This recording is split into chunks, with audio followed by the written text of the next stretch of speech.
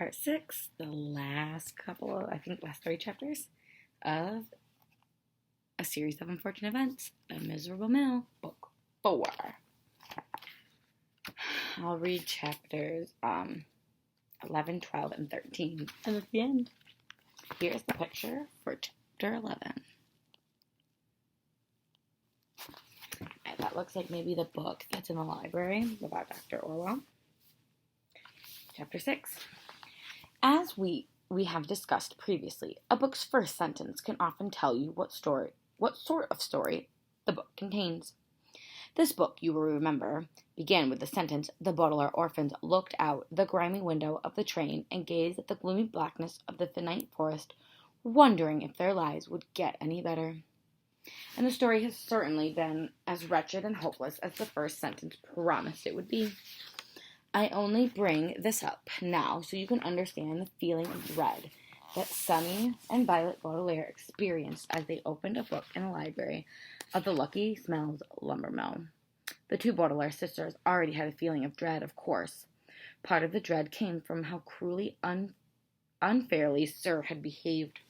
Another part of dread came from how Charles, kind as he was, seemed unable to help them. Yet another part of dread came from the fact that Claus had been hypnotized once more. And of course, the lion's share of the dread, the phrase lion's share here means the biggest part, and has nothing to do with it, lions are sharing, came from the fact that Count Olaf, or as he insisted on calling himself, Shirley, was back in the Baudelaire's lives and causing so much misery. But there was an extra helping of dread that Violet and Sunny felt when they began Advanced Ocular Science by Dr. Georgina Orwell. I was right. The first sentence was, "This tome will endeavor to scrutinize in quasi-inclusive breadth the epistemology of ophthalmologically contrived appraisals of ocular systems and the subsequent and requisite exertions imperative for expunction of injurious states." Wow, that was hard. And as Violet read it aloud to her sister, both children felt the dread that comes when you begin a very boring and difficult book. Very difficult to read. "Oh dear," Violet said, wondering what in the world a tome meant. "This is a difficult book." "Garge," Sunny said, wondering what in the world endeavor meant. "If only we had a dictionary," Violet said glumly. "Then we might be able to figure out what this sentence means."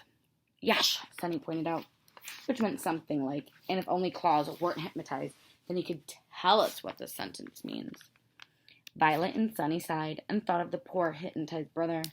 Claus seemed so different from the brother they knew that it was almost as if Count Olaf had already succeeded in his dastardly scheme and destroyed one of the Baudelaire orphans. Claus usually looked interested in the world around him, and now he had a blank expression on his face. His eyes were usually all squinty from reading, and now they were wide as if he had been watching TV instead. He was usually alert and full of interesting things to say, and now he was forgetful and almost completely silent. "Who knows if Claus could define these words for us?" Violet asked. "He said it felt like part of his brain had been wiped clean. Maybe he doesn't know all of those words when he's hypnotized." "I don't think I've heard him define anything since the accident with Phil when he explained the word inordinate." "You might as well get some rest, Sunny. I'll wake you up if I read anything useful." Sunny crawled up on the table and lay down next to the Advanced Ocular Science, which was almost as big as she was. Violet gazed at her sister for a moment and then turned her attention to the book. Violet liked to read, of course, but at heart she was an inventor, not a researcher. She simply did not have Claus's amazing reading skills. Violet stared at Dr. Orwell's first sentence again and just saw a mess of difficult words. She knew if Claus were in the library and not hypnotized, he would see a way to help them out of their situation. Violet began to imagine how her brother would go about reading Advanced Ocular Science and tried to copy his methods. First, she turned back the pages of the book, back before even the first page, to the table of contents, which I'm sure you know is a list of the titles and page numbers of each chapter in the book. Violet had paid scarcely any attention to it when she first opened the book, but she realized that Claus would probably examine the table of contents first, so he could see which chapters of the book might be most helpful. Quickly, she scanned the table of contents. Looks like that. And I'll read them off. 1. Introduction, page 1. Chapter 2, Basic Ophthalmology, page 105. Chapter 3, Nearsightedness and Farsightedness, page 279. Chapter 4, Blindness, page 311. Chapter 5, Itchy Eyelashes, page 398. Chapter 6, Damaged Pupils, page 501. Chapter 7, Blinking Problems, page 612. Chapter 8, Winking Problems, page 650. Chapter 9, Surgical Practices, page 783. Chapter 10, Glasses, Monocles, and Contact Lenses, page 857. Chapter 11, Sunglasses, page 926. Page 12, Hypnosis and Mind Control, page 927. Chapter 13, Which Eye Color is the Best One, page 1000. Immediately, of course, Violet saw that chapter 12 would be the most helpful, and was glad she thought of looking at the table of contents instead of reading 927 pages until she found something helpful. Grateful that she could skip that daunting first paragraph. The word daunting here means full of incredibly difficult words. She flipped through Advanced Ocular Science until she reached Hypnosis and Mind Control. The phrase stylistic consistency is used to describe the books that are similar from start to finish. For instance, the book you are reading right now has stylistic consistency because it began in a miserable way and will continue that way until the last page. I'm sorry to say that Violet realized as she began chapter 12 that Dr. Orwell's book had stylistic consistency as well. The first sentence of Hypnosis and Mind Control was, hypnosis is an efficacious yet precarious methodology and should not be essayed by neophytes. And it was every bit as difficult and boring as the first sentence of the whole book. Violet reread the sentence and then reread it again, and her heart began to sink. How in the world did Claus do it? When the three children lived in the Baudelaire home, there was a huge dictionary in their parents' library, and Claus would often use it to help them with difficult books. But how did Claus read difficult books when there was no dictionary to be found? It was a puzzle, said Violet. It was a puzzle, and Violet knew it was a puzzle she had to solve quickly. She turned her attention back to the book and reread the sentence once more, but this time she simply skipped the words she did not know. As often happens when one reads in this way, Violet's brain made a little humming noise as she encountered each word, or each part of the word she did not know. So inside her head, the opening sentence of the chapter 12 read as follows. Hypnosis is a yet method and should not be by ms. And although she could not tell exactly what it meant, she guessed to herself, that hypnosis is a difficult method and should not be learned by amateurs. And the interesting thing is that she was not too far off. The night grew later and later, and Violet continued to read in this way, and she was surprised to learn that she could guess her way through the pages of Dr. Orwell's book. This is not the best way to read, of course, because you can make horribly wrong guesses, but it will do in an emergency. For several hours, the Lucky Smells library was completely quiet, except for the turning of pages as Violet read the book, searching for anything helpful. Every so often she glanced at her sister, and for the first time in her life, Violet wished that Sunny were older than she was.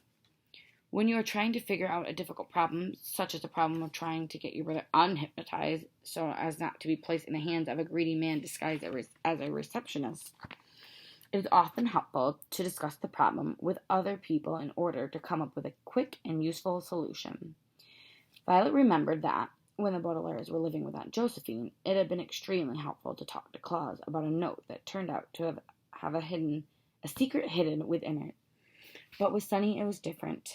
The youngest Baudelaire was charming and well-toothed and quite intelligent for a baby, but she was still a baby, and as Violet hummed through the chapter 12, she worried that she would fail to find a solution with only a baby as a discussion partner. Nevertheless, she found a sentence that appeared to be useful. She gave Sunny a waking nudge and read the sentence out loud. "Listen to this, Sunny," she said, when her sister opened her eyes. "Once a subject has been hypnotized, a simple word will make him or her perform whatever acts any wants hummed." Sunny asked. "Those are words I don't know," Violet explained. "It's difficult to read this way, but I can guess that what Dr. Orwell means. I think she means that once you've hypnotized someone, all you need is to say a certain word, and they will obey you. Remember what Claus told us he learned from the Encyclopedia Hypnotica? There was that Egyptian king who did chicken imitations, and the merchant who played the violin, and that writer, and all the hypnotist did was say a certain word. But they were all different words. I wonder which word applies to Claus." "Heath," Sunny said, which probably meant something like, "Beats me, I'm only a baby." Violet gave her a gentle smile and tried to imagine what Claus would have said if he had been there, unhypnotized, in the library with his sisters. "I'll search for more information," she decided. "Rewall," Sunny said, which meant, "and I'll go back to sleep." Both Baudelaires were true to their word, and for a time the library was silent again. Violet hummed the book and grew more and more exhausted and worried. There were only a few hours left until the working day began, and she was scared that her efforts would be ineffectual. The word ineffectual here means unable to get Claus unhypnotized, as if she had low self-esteem. But just as she was about to fall asleep beside her sister, she found a passage in a book that seemed so useful she read it out loud immediately, waking Sunny up in the process. "In order to the hypnotic hold on the Violet said, the same method is used. A word, uttered out loud, will the immediately. I think Dr. Orwell is talking about getting people unhypnotized, and it has to do with another word being uttered out loud. If we figure that one out, we can unhypnotize Claus, and we won't fall into Shirley's clutches." "Skell," Sunny said, rubbing her eyes. She probably meant something like, "But I wonder what the word could be." "I don't know," Violet said, "but we'd better figure it out before it's too late." Sunny said, making a humming noise because she was thinking rather than because she was reading a word she didn't know. Violet said, which meant she was thinking too. But then there was another that made the two Baudelaire sisters look at one another and worry. This was not the of a brain that did not know what a word meant, or the of a person thinking. This was a much longer and louder, and it was the that made the Baudelaire sisters stop their thinking and hurry out of the library, clutching Dr. Orwell's book in their trembling hands. It was the of the lumbermill's saw. Somebody had turned on the mill's deadliest machine in the early hours of the morning. Violet and Sunny hurried across the courtyard, which was quite dark in the first few rays of the sun. Hurriedly, they opened the doors of the mill and looked inside. Foreman Flacco Tono was standing near the entrance with his back to the two girls, pointing a finger and giving an order. The rusty sawing machine was whirring away, making that dreadful humming sound, and there was a log on the ground, all ready to be pushed into the saw. The log seemed to be covered in layers and layers of string. The string had been inside the string machine before Claus had smashed it. The two sisters took a better look, stepping farther into the mill, and saw that the string was wrapped around something else, tying a large bundle to the log. And when they took an even better look, peeking from behind Foreman Flacatono, they saw the bundle was Charles.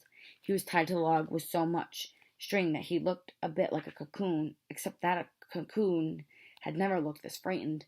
Layers of string were covering his mouth, so he could not make a sound, but his eyes were uncovered, and he was staring in terror at the saw as it drew closer and closer.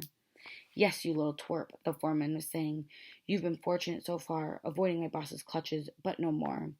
One more accident, and you'll be ours, and this will be the worst accident the lumber mill has ever seen. Just imagine Sir's displeasure when he learns that his partner has been sliced into human boards. Now, you lucky man, go and push the log into the saw." Violet and Sunny took a few more steps forward, near enough that they could reach out and touch the foreman. Not that they wanted to do such a disgusting thing, of course. And saw their brother. Claus was standing at the controls of the sawing machine in his bare feet, staring at the foreman with his wide, blank eyes. "Yes, sir," he said, and Charles' eyes grew wide with panic. Chapter 12, here's the picture.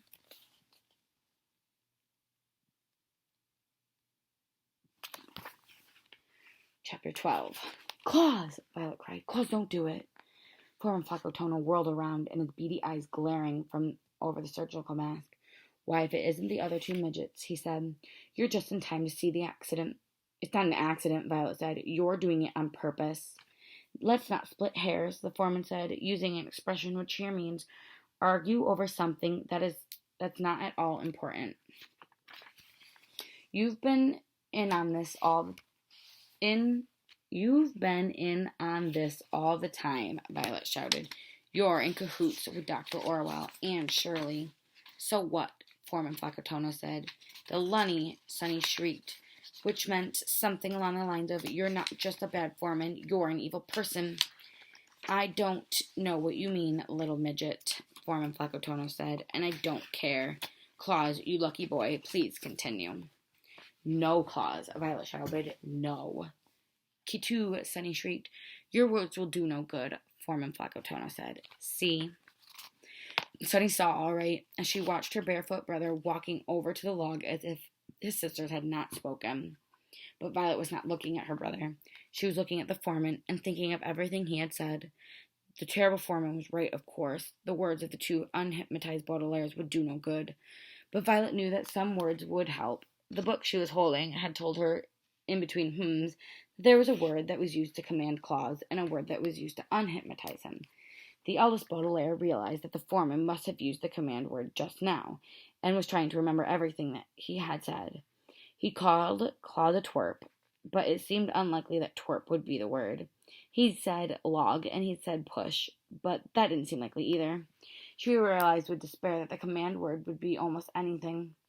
That's right, the foreman said as Claus reached the log. Now, in the name of Lucky Smells Lumber Mill, push the log in the patch of the saw.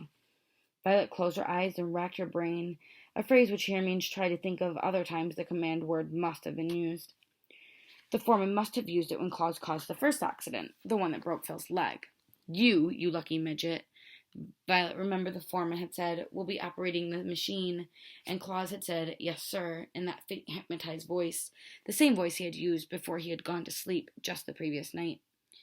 Egoo, Sonny shrieked in fear, as the hum of the saw grew louder and rougher. Claus had pushed the log up to the saw, and Charles's eyes grew even wider as the blade began to saw the wood, getting closer and closer to where Charles was tied up.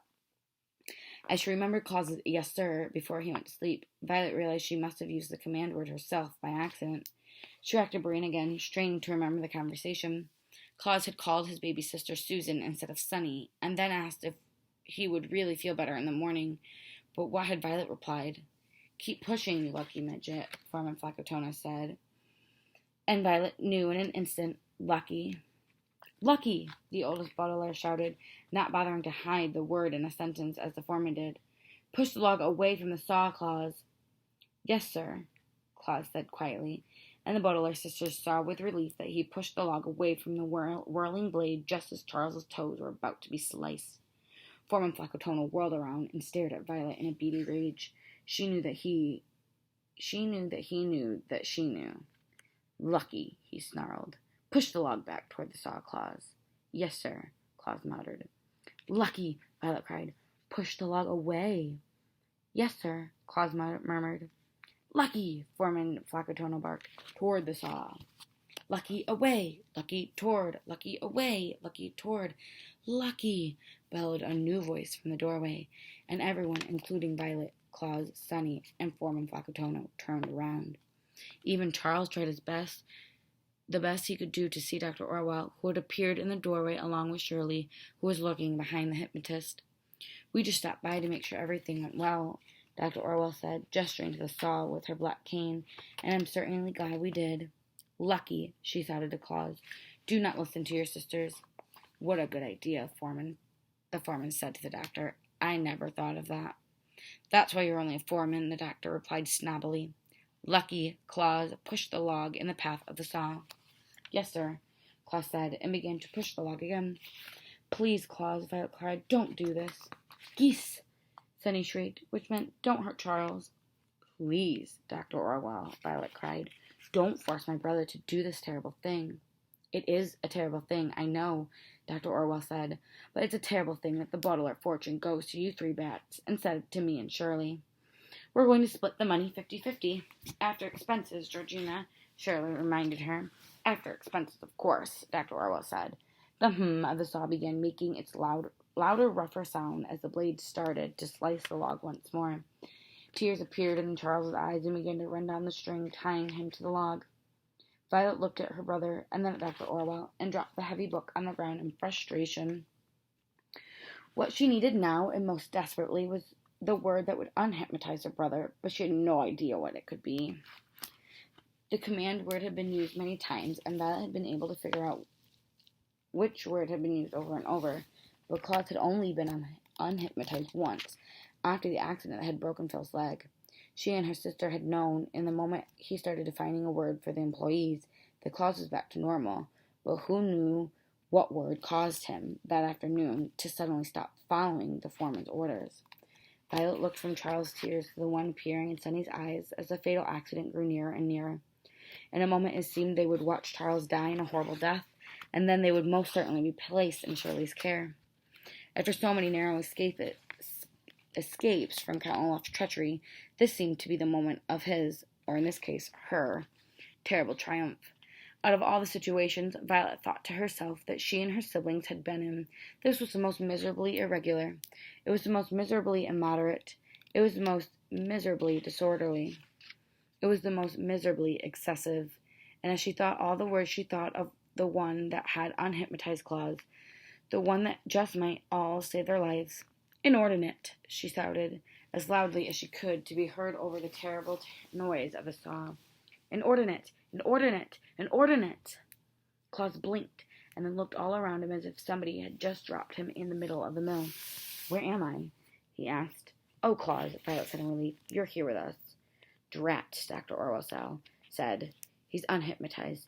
How in the world would a child know a complicated word like inordinate?"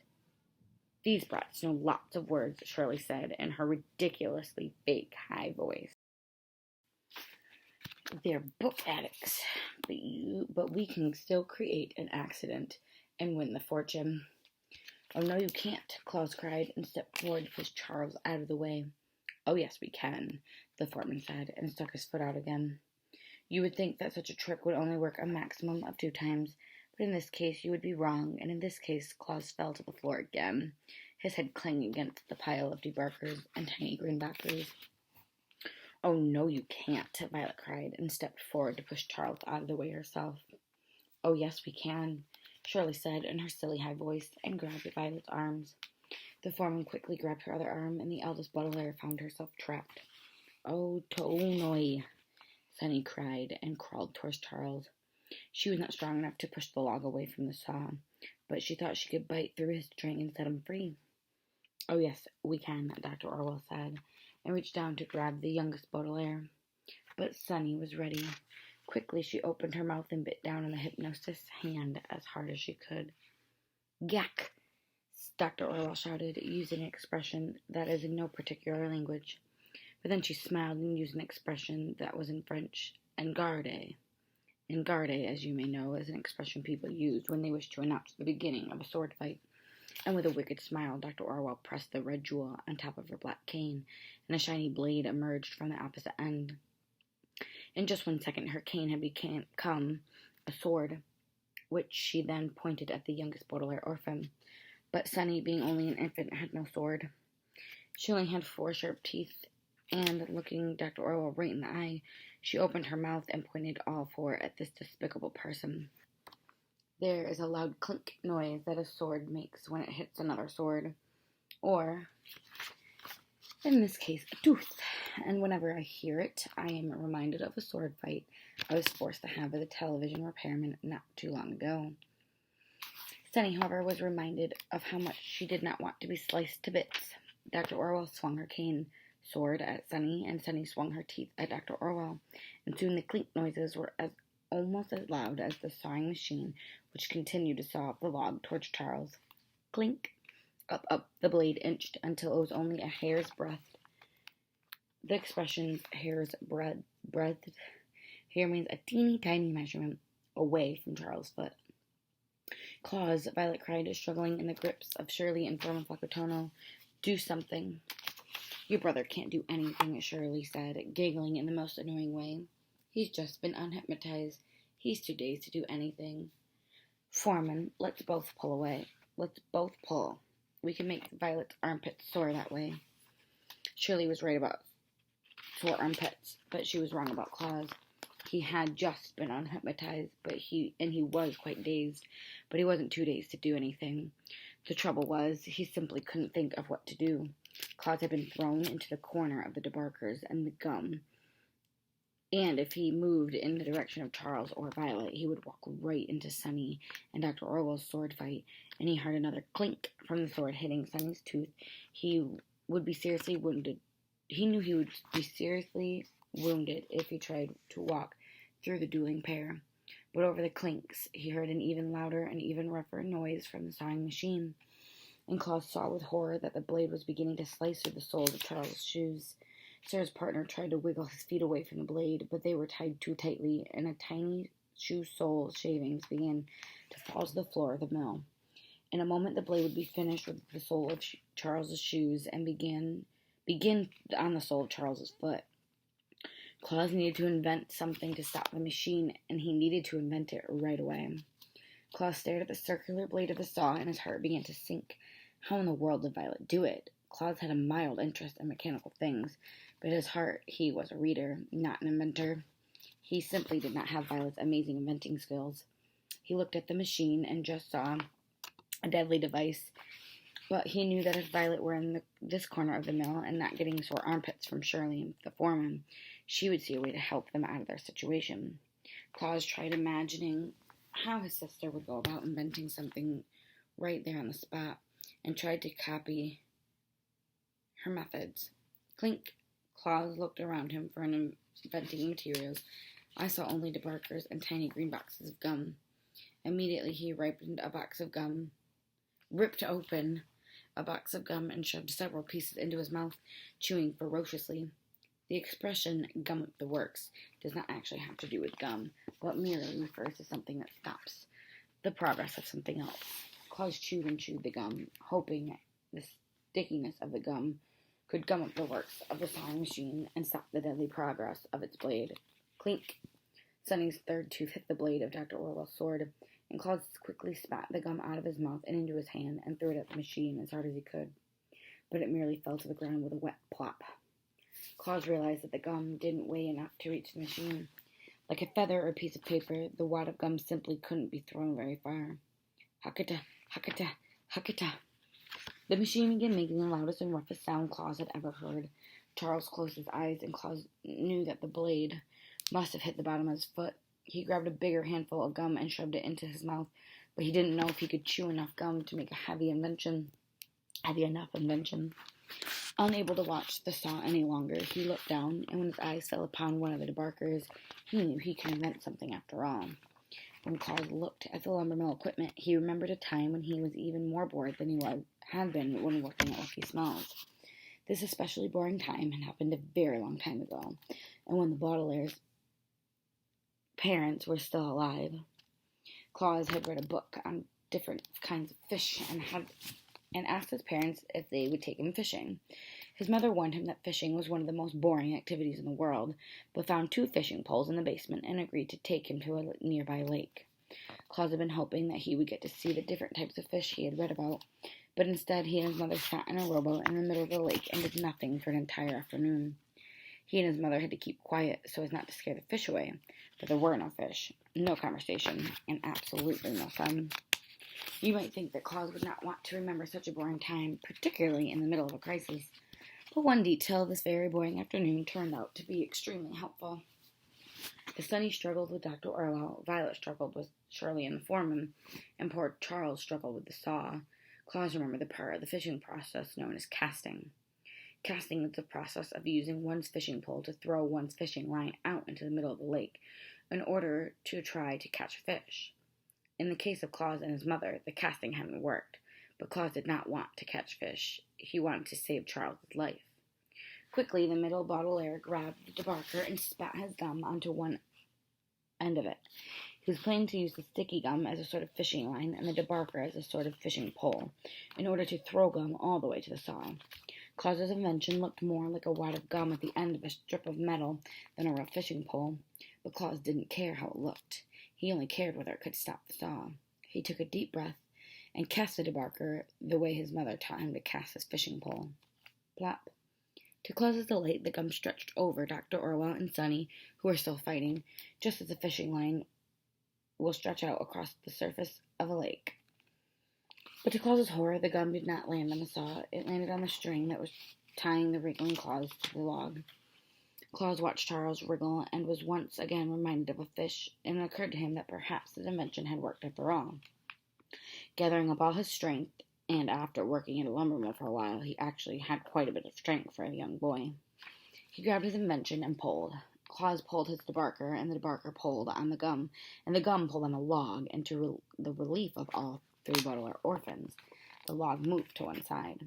It did not move very far, and it did not move very quickly, and it certainly did not move very gracefully, but it moved enough. The terrible noise stopped, and the blade of the saw kept slicing, but the log was far enough out of the way that the machine was simply slicing thin air. Charles looked at Claus, and his eyes filled with tears, and when Sonny turned to look, she saw Claus was crying too. But when Sonny turned to look, Dr. Orwell saw her chance. With a swing of one of her big, ugly boots, she kicked Sonny to the ground and held her in place with one foot. Then, standing over the infant, she raised her sword high in the air and began to laugh a loud, terrible snarl of a laugh. "I do believe," she said, cackling, "that there will be an accident at the Lucky Smells lumber mill after all." And Dr. Orwell was right. There was an accident at the lumber mill after all. A fatal accident, which is a phrase used to describe one that kills somebody. For just as Dr. Orwell was about to bring her sword down on little Sonny's throat, the door of the lumber mill opened, and Sir walked into the room. "What in the world is going on?" he barked. And Dr. Orwell turned to him, absolutely surprised. When people are absolutely surprised, they sometimes take a step backward, and taking a step backward can sometimes lead to an accident. Such was the case at the moment, for when Dr. Orwell stepped backward, she stepped into the path of the whirring saw, and it was a very ghastly accident indeed. Chapter 13, the last chapter. Here's the picture.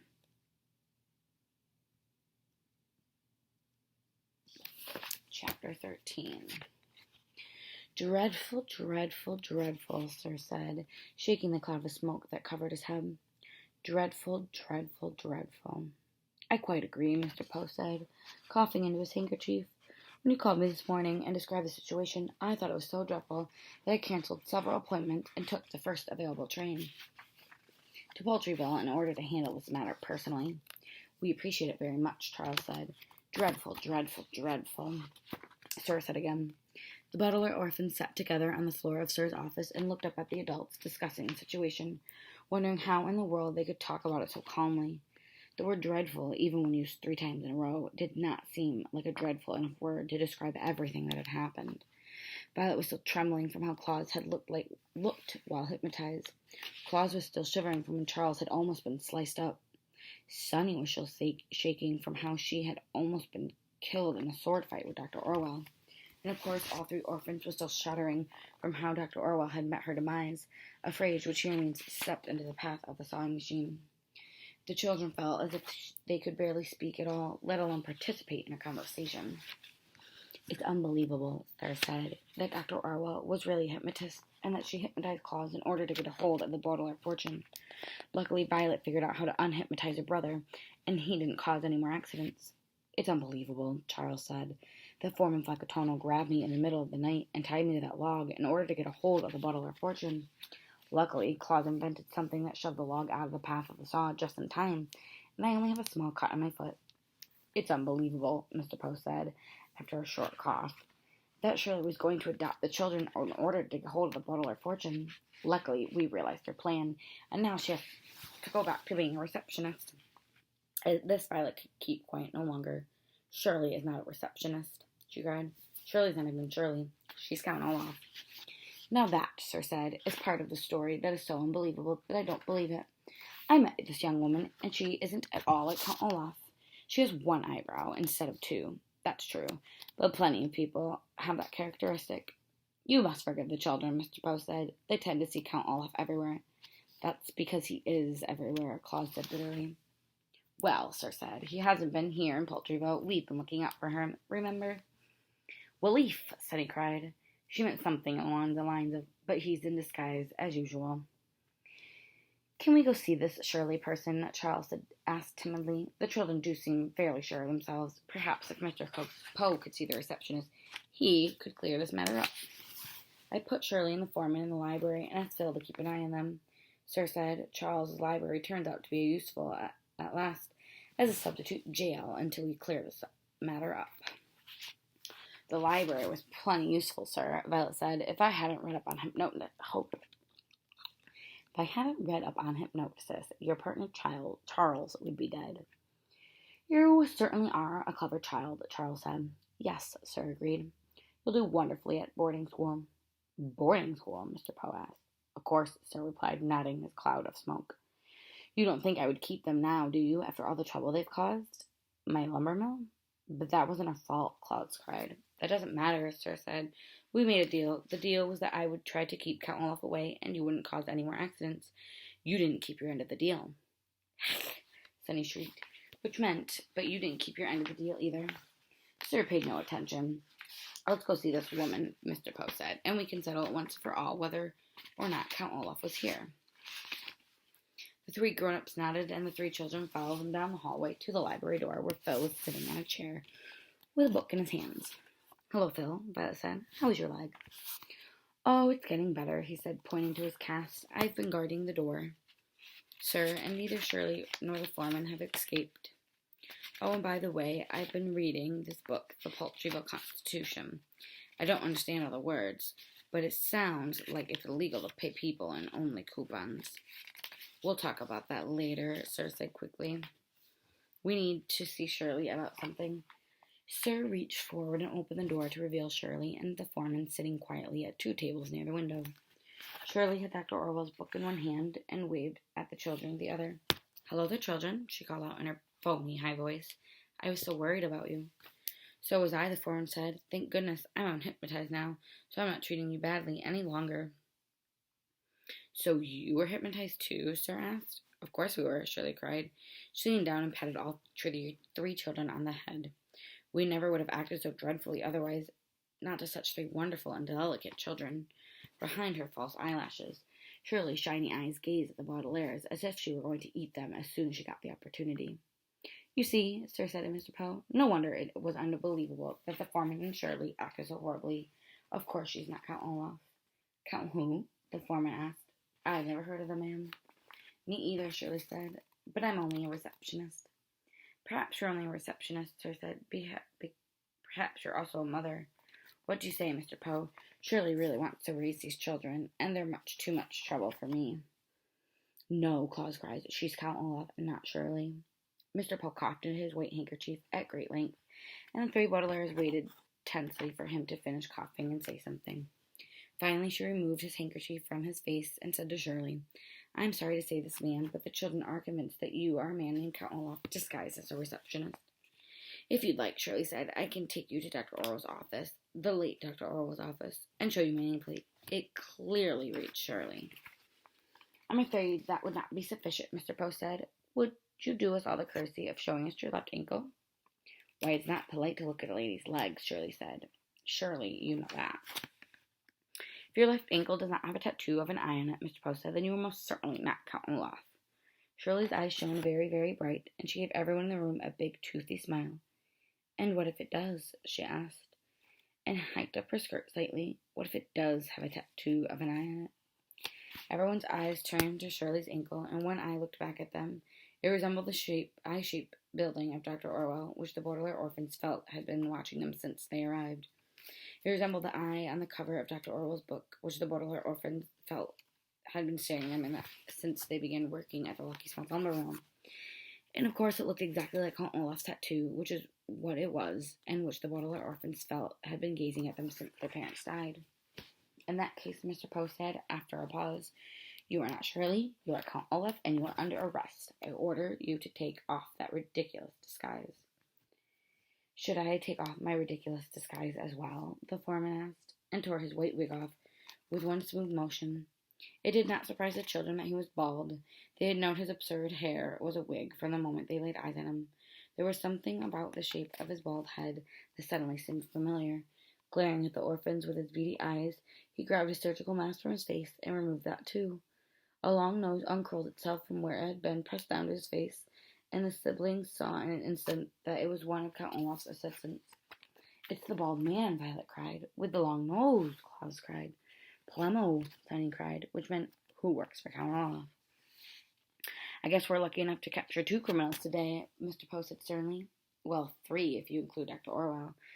Count Olaf, "And what a relief it is to call him that instead of Shirley," Count Olaf said. "Enough nonsense," Mr. Poe said. "You, Count Olaf, are under arrest for various murders and attempted murders, various frauds and attempted frauds, and various despicable acts and attempted despicable acts. And you, my bald, long-nosed friend, are under arrest for helping him." Count Olaf shrugged, sending his wig toppling to the floor, and smiled at the Baudelaires in a way they were sorry to recognize. It was a certain smile that Count Olaf had just when it looked like he was trapped. It was a smile that looked as if Count Olaf were telling a joke, and it was the smile accompanied by his eyes shining brightly and his evil brain working furiously. "This book was certainly helpful to you orphans," Count Olaf said, holding Dr. Orwell's Advanced Ocular Science high in the air. "And now it will help me." With all his rotten might, Count Olaf turned and threw the heavy book right through one of the library windows. With a crash of tinkling glass, the window shattered and left a good-sized hole. The hole was just as big enough for a person to jump through, which is exactly what the bald man did, wrinkling his long nose at the children as if they had smelled bad. Count Olaf laughed a horrible, rough laugh and followed his comrade out the window and away from Poultryville. "I'll be back for you orphans," he called. "I'll be back for your lives." "Egad," Mr. Poe said, using an expression which means, "Oh no, he's escaping."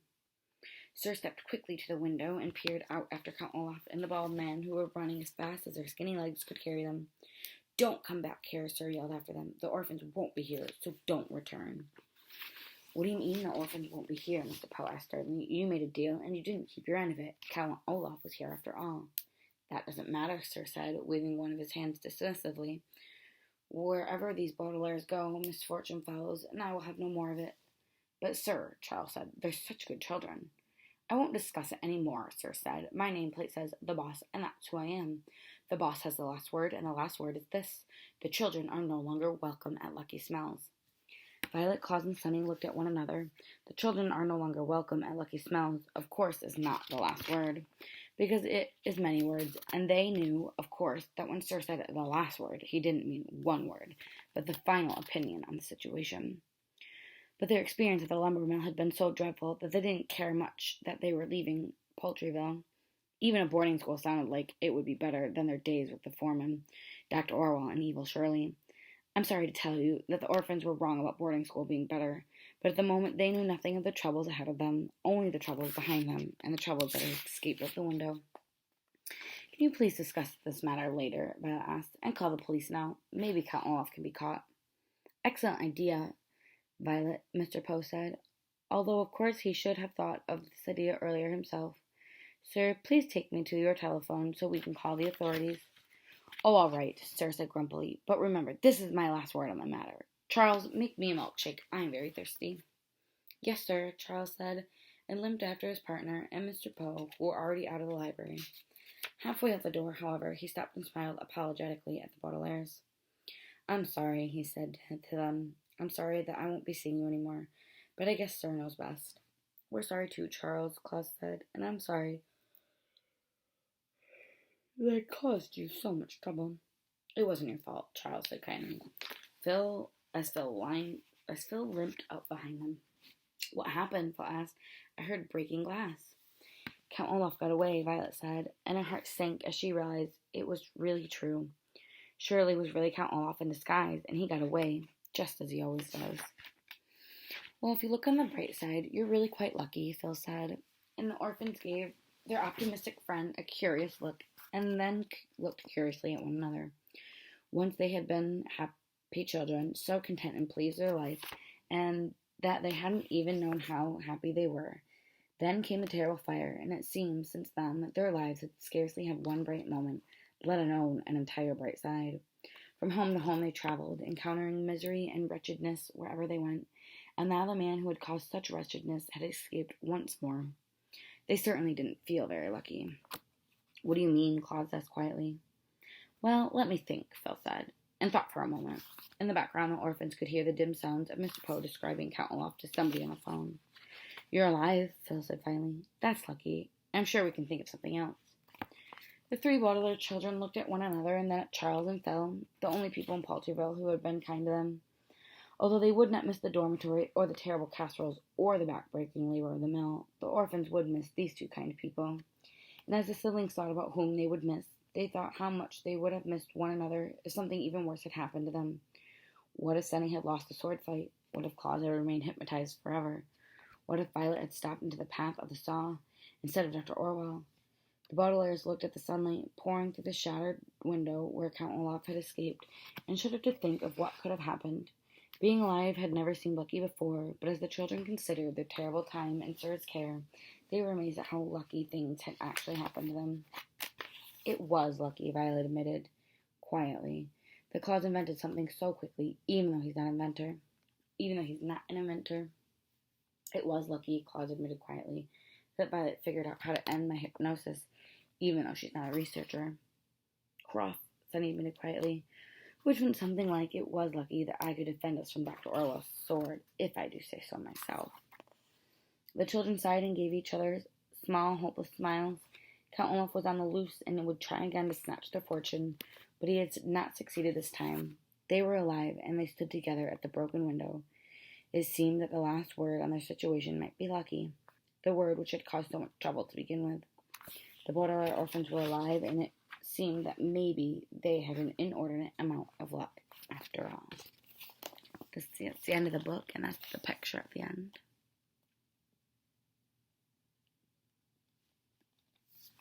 That's the end of the book.